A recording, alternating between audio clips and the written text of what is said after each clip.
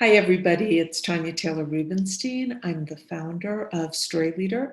And at Story Leader, we help visionaries, leaders, and deep creatives write and publish their books and grow thriving story-centered businesses. So I wanted to talk a little bit today about the split between our creativity and money and how actually bringing them together is going to allow you to thrive in a much greater capacity in both areas. So first of all, understand that this is normal in the sense that this is cultural conditioning in Western culture to split money and art. As a matter of fact, if you are trained as an artist, if you're a writer, you were an actor growing up and whatnot, healer, or maybe you're an actor now, you know already that in terms of the culture, from the time you were choosing what you were going to study in college or art school, this was the issue, right? As soon as I was accepted to Carnegie Mellon University and the acting department was very prestigious, the first thing my grandmother said to me was, you better take business classes while you're there, you're never going to make any money in your art. So wherever we've landed with our creativity, we want to write a book, we want to write and perform a solo show, whatever it is you want to do, there can be a concern that if I really go for it, if I really open up and tell my story, if I really allow myself to be intimate and vulnerable and go for the depth-based creative process and allow my wildness in, that it's not going to translate or it's going to harm me some way financially. Well, that may have been and in terms of old rules of consciousness that we've been living out, particularly conditioned by patriarchy and Western culture for so long. But in reality, the collective consciousness has changed at this point.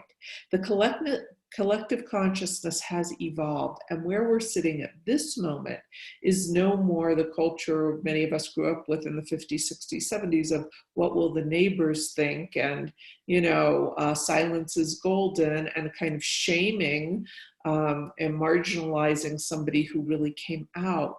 Now we're living in a culture of intimacy. We're living in a culture where solo performance, which has been one of my areas of expertise, is the fastest growing art form of theater in the world, right? Where memoir is the number one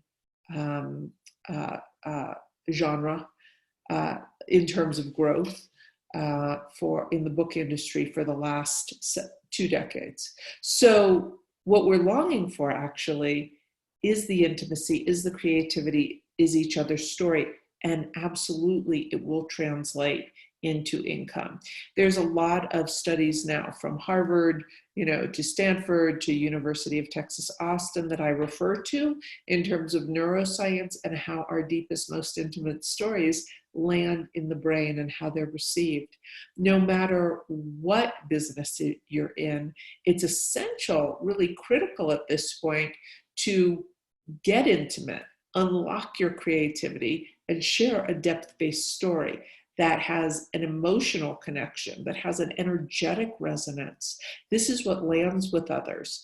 It's also important not only to write your books, right? Write and perform your solo show.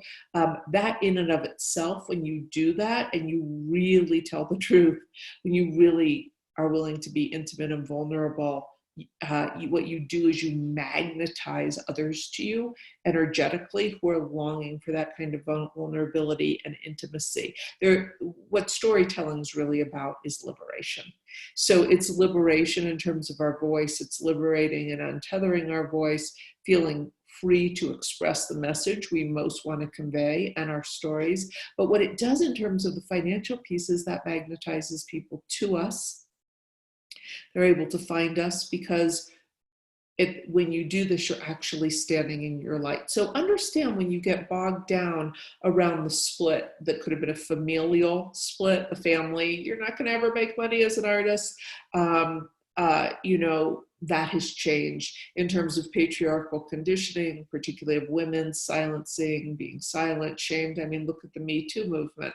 Actually, there's a longing right now. One of the reasons it's so big, and other social justice movements that are speaking the truth are so big, is right now we're at, in terms of collective consciousness, is longing to break free from those shackles and liberate ourselves. So the more you allow yourself to have your deeper voice, to speak, things you might even be afraid to speak, things previously considered taboo, or maybe they're still considered taboo in the culture. When we break through those constraints, we're actually liberated energetically. We also model to others freedom, and that's what we're all longing for underneath. So that actually magnetizes opportunities for greater financial possibilities for you. So it's actually not even healing an outer split, it's healing mindset and belief. So you're actually able to completely claim your own deepest stories, your own creative liberation. When you do that, you magnetize money on a whole different level. All right, you all, have a great day. Thanks for listening.